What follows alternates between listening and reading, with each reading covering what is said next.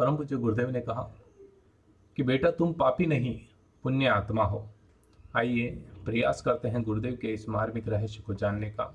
प्रसंग को शुरू करें उससे पहले महाआदि शक्ति वेद माता के श्री चरणों में सशत वंदन करेंगे और परम पूज्य गुरुदेव के श्री चरणों में सशत नमन करते हुए गुरु सत्ता की उपस्थिति में गायत्री मंत्र का उच्चारण करते हुए प्रसंग के तथ्य पर जाएंगे।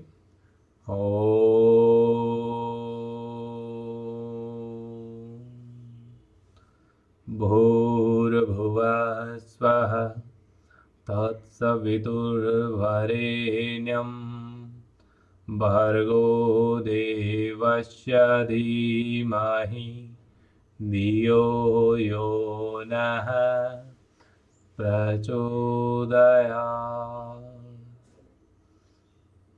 प्रिय परिवारजनों, परम पूज्य गुरुदेव कहते हैं कि अपने स्वरूप को समझो। हम पापी हैं ऐसा कहने मात्र से कोई पुण्यात्मा नहीं बन जाता। बात सच्ची है। जब आपको आपके अवगुण पता चल जाते हैं और आप कहते हैं कि मेरे में ये अवगुण है, ऐसा कहने से क्या आपके अवगुण नष्ट हो जाएंगे? नहीं, उनको हटाने के लिए प्रयास करना पड़ेगा, अवगुणों को छोड़ना पड़ेगा, आदतें बदलनी पड़ेगी। ठीक उसी प्रकार से यदि आप ये गुण गाते रहेंगे कि हम पापी हैं, तो क्या ऐसा कहने से आप पुण्यात्मा बन जाएंगे? ये तो संभव नहीं।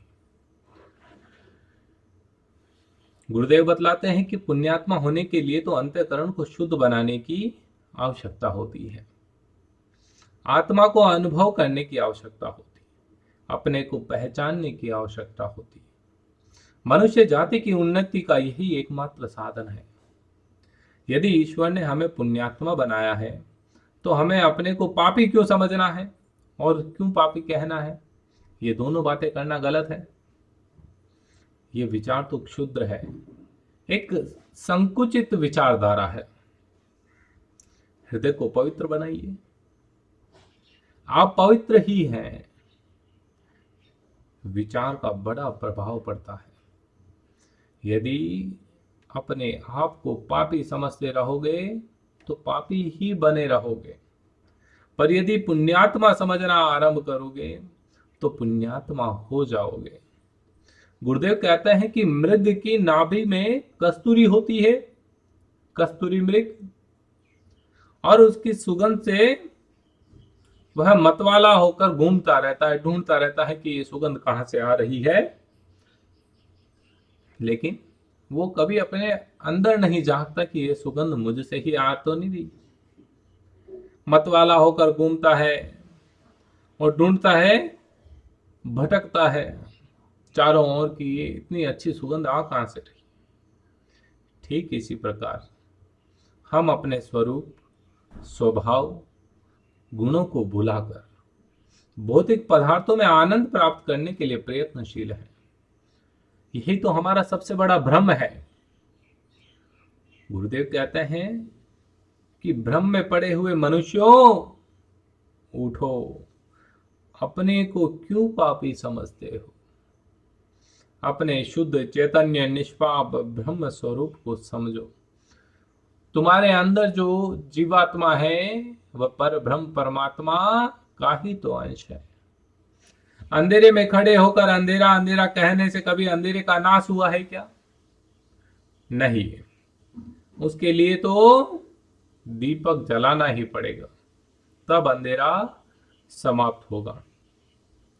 ठीक इसी प्रकार से अपनी कमियों को दूर करने के लिए प्रयास करना ही पड़ेगा, तब जाके आप उच्च स्तर पर पहुंचेंगे। तो आपको करना क्या चाहिए? सबसे पहले अपना आकलन कर लीजिए, अपनी कमियों को पहचान लीजिए और उसके बाद प्रतिदिन नियमित अपने आप के लिए एक विचारधारा डिसाइड कीजिए।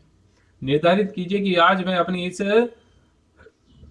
कमी को, अपने इस अवगुण को दूर करने का भरसक प्रयास करूंगा और इसे मैं दूर करके रहूंगा। अपनी कमजोरियों को दूर कर लीजिए। कोई खिलाड़ी जो होता है किसी पॉइंट पर वीक होता है और सामने वाली टीम को जब पता चल जाता है कि ये खिलाड़ी यहां पर वीक है, तो वो टारगेट कहाँ करते हैं? उसी वीक पॉइंट पे।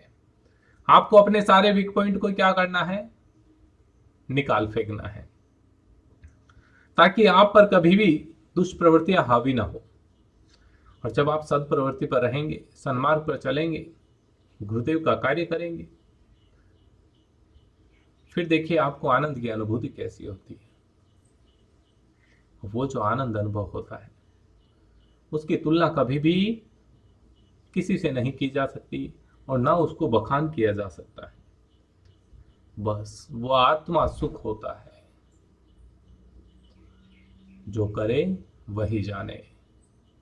प्रिय परिवारजनों, आप सभी से विनम्र निवेदन है कि गुरुदेव के साहित्य को जन जन तक पहुंचाने में हमारे सहयोगी बने। गुरुदेव के इस ज्ञान यज्ञ में अपनी छोटी सी आहुति अवश्य दें। उम्मीद करूंगा कि आपको प्रसंग काफी अच्छा लगा होगा और आपने इसे अपने जीवन में आत्मसात करने का दृढ़ निश्चय कर लिया होगा।